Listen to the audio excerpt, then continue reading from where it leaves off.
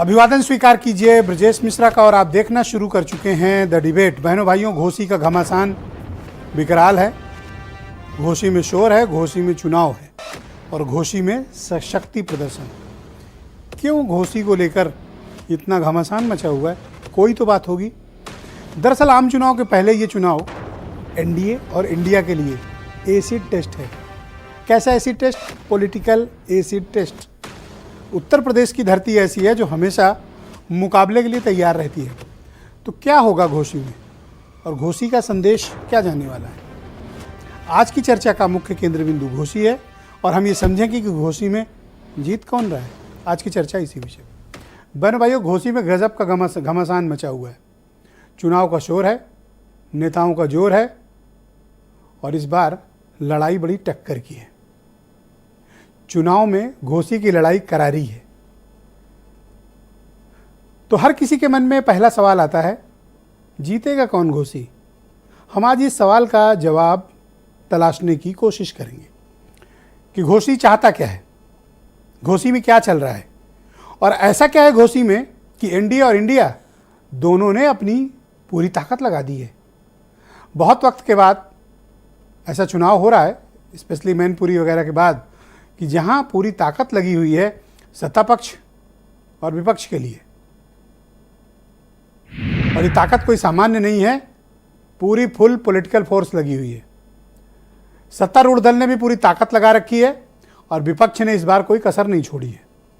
शायद ये बहुत अरसे के बाद है कि किसी उपचुनाव में अखिलेश यादव स्वयं प्रचार करने पहुंच गए हों, मैनपुरी को छोड़ दें तो क्या चाहते हैं अखिलेश यादव घोसी में? क्या वो दारा सिंह चौहान को सबक सिखाना चाहते हैं जो उनको छोड़कर चले गए, या फिर घोसी दोबारा से जीत कर वो दिल्ली को अपनी ताकत दिखाना चाहते हैं? कोई तो बात होगी। और बीजेपी ने भी पूरी तैयारी कर ली है। बीजेपी पर बताएं इसके पहले ही जान लीजिए कि राम गोपाल यादव भी चुनाव प्रचार कर रहे हैं। सामान्य तौर पर वो चुनाव प्रचार से कम प्रबंधन के काम में अधिक रहते हैं, लेकिन बहुत वक्त के बाद गांव-गांव, मोहल्ले घूमकर प्रोफेसर साहब वोट मांग रहे हैं। शिवपाल यादव 4 दिनों से डेरा डाले हुए हैं। कहने का तात्पर्य यह है कि कोई कसर छोड़ना नहीं चाहता। 2 सितंबर को उत्तर प्रदेश के मुख्यमंत्री योगी आदित्यनाथ भी घोसी पहुंच रहे हैं। ब्रजेश पाठक और प्रदेश अध्यक्ष तो वहां डेरा डाले हुए हैं। कम से कम दर्जन भर मंत्री और हर समाज का बड़ा नेता भारतीय जनता पार्टी का वहां मौजूद है। लेकिन चर्चा में अगर कोई है तो ओम प्रकाश राजभर। आप सहमत हो सकते हैं राजभर से, असहमत हो सकते हैं, लेकिन राजभर में गजब का राजनीतिक आकर्षण है। मीडिया में चर्चा में है, जनता के बीच भी चर्चा में। और दारा सिंह चौहान को जिताना ओम प्रकाश राजभर के लिए अब बहुत बड़ी चुनौती बन गई। वो दिल्ली और लखनऊ को अपनी ताकत बीजेपी को तब दिखा पाएंगे जब वो दारा को जिता के लाते हैं। दारा ने भी वक्त की नब्ज को सही भांपा और ओम प्रकाश राजभर के साथ खड़े हो गए। अब घोसी का चुनाव फंसा हुआ है। अब आते हैं कि जीतेगा कौन। तो घोसी का चुनाव फंस गया है। टक्कर बड़ी जबरदस्त है। भारतीय जनता पार्टी ये दावा नहीं कर सकती कि वो कंप्लीटली कि ये सीट वो जीत ही लेगी, और समाजवादी पार्टी भी क्लेम नहीं कर सकती कि बीजेपी से छीन के लाएगी। दारा सिंह चौहान समाजवादी पार्टी को छोड़कर बीजेपी में गए हैं, लेकिन घोसी के लिए बहनों भाइयों सबसे बड़ा मुद्दा दारा सिंह चौहान है। कैसे? असल में 1 ही साल पहले तो घोसी के लोगों ने दारा सिंह चौहान को साइकिल पे वोट दिया था। वही दारा चौहान इस्तीफा देकर अब कह रहे हैं कमल पर वोट दो। तो दारा सिंह चौहान को घोसी में मुद्दा बना दिया गया है और वो खुद मुद्दा बन भी गए हैं। वजह यह है कि घोसी का चुनाव इस बात पर टिका हुआ है कि कौन दारा को वहां से विधायक देखना चाहता है और कौन लोग दारा को अब वहां से बेदखल करना चाहते हैं। बाहरी बनाम अपना का भी मुद्दा चल रहा है। घोसी में पिछले 15 सालों से बाहर से आए व्यक्ति को विधायक बनाया जाता है, चुन जाते हैं। सुधाकर सिंह जो सपा के कैंडिडेट, उनका क्लेम है मैं तो अपना हूं, अपने घर का हूं, 24 घंटा रहता हूं, मुझे जिताओ। बीजेपी ने एक एक इक्वेशन पे काम किया हुआ है। एक एक समाज पर काम किया हुआ है। बूथ की प्रबंधन शैली उनकी बेहतरीन होती है। लेकिन समाजवादी पार्टी सहानुभूति की लहर पर वहाँ सवार है कि देखिए हमने दारा सिंह चौहान को टिकट दिया, विधायक बनाया, इज्जत दी, छोड़कर चले गए। तो एक पर्टिकुलर वर्ग है जो दारा सिंह चौहान को वहाँ सबक सिखाना चाहता है और दारा सिंह चौहान की यही चुनौती बन गई है।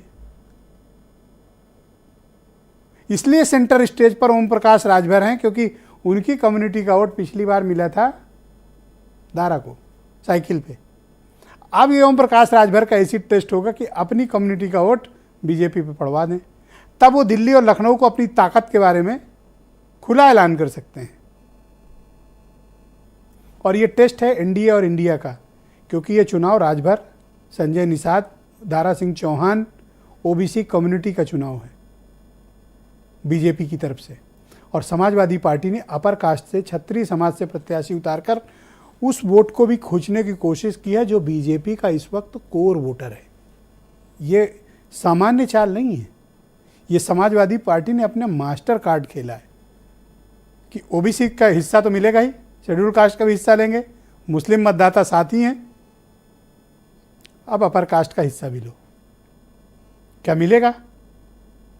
बने भाइयों, नतीजे कुछ भी हों, एनडीए जीते या वहाँ इंडिया, और इंडिया अलायंस के पार्टनर्स ने काफ़ी तादाद में समर्थन दिया है समाजवादी पार्टी को, और एनडीए के दल भी खुला रूप से बीजेपी के कैंडिडेट के साथ हैं।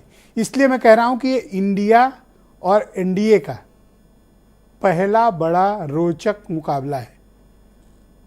इसलिए घोसी का परिणाम बहुत कुछ तय करेगा कि उत्तर प्रदेश के लोगों के मन में क्या चल रहा है, और आज अखिलेश यादव के पहुंचने से कौन सी इक्वेशंस बदले हैं, और 2 तारीख को योगी आदित्यनाथ के पहुंचने से कौन से इक्वेशन बदलेंगे।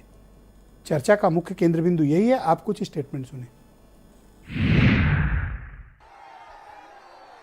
जो पलायन करने वाले हैं, जिन्होंने पलायन किया है और लोकतंत्र में